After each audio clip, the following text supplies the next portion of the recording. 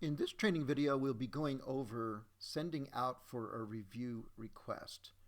So your call report's been filled out, and you're wanting to ask Douglas Remington, the owner insured, or it could be the contact name. In this case, it's the same, Douglas Remington. Could be a different name.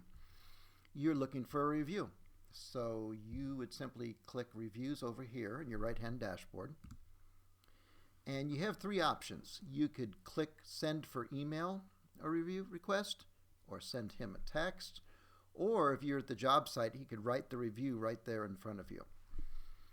These video icons are throughout the whole program, so if you ever need more training, you can always click on this icon. So in this case, we're going to do the email. So I clicked on it.